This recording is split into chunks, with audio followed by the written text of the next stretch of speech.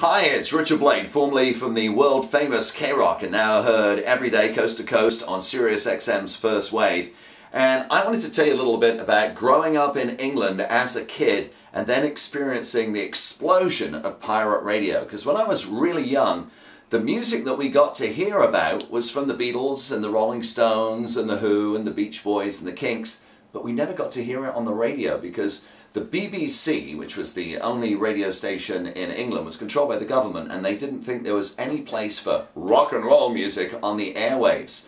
So the only time we ever got to hear any rock and roll was for 1 hour at the weekends. The rest of the week it was all big band music and Bing Crosby, all the stuff your mum and dad likes, you know, and we were like, oh, this is terrible. So we would go to the local record stores and listen to the music in a record store. That was the only place we could hear it. And then pirate radio came along. These were ships that were tethered in the North Sea, more than 3 miles outside of the English coastal waters, so they were in international waters, and they had big antennas on top, and they would broadcast into England all this great music that we just heard about, but now we could get on the radio. During the day it was really hard to get it, particularly where I was in the southwest of England, but at night the signal would come booming in, and all my friends, and we were like 8 years old, we'd say, Mom, Dad, we're going to the park, and we'd go to the park on a hill with a little transistor radio and tune in Radio Caroline or Radio Free North Sea, and we'd listen to all this incredible music.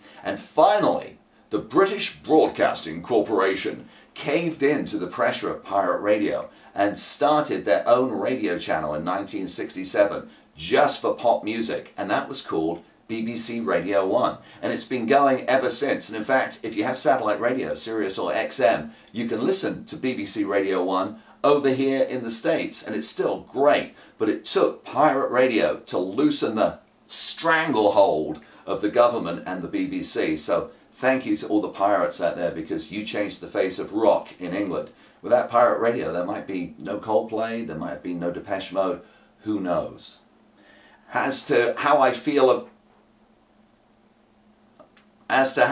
about government control of radio stations, I think there should be looseness in programming. In other words, radio should be able to play just about what it wants, as long as it's not offensive. I'm not a big believer in swearing and cussing, etc. on the radio, but I think it's bad when government allows big corporations to buy up all of the radio stations around America, which has been happening since the late 1980s. To me, that's tough, because it forces the smaller operators, the DJs who'd like to buy a radio station and the mom and pop businesses, from getting into radio. So I think there has to be some control of who can own the radio stations to give everyone an opportunity.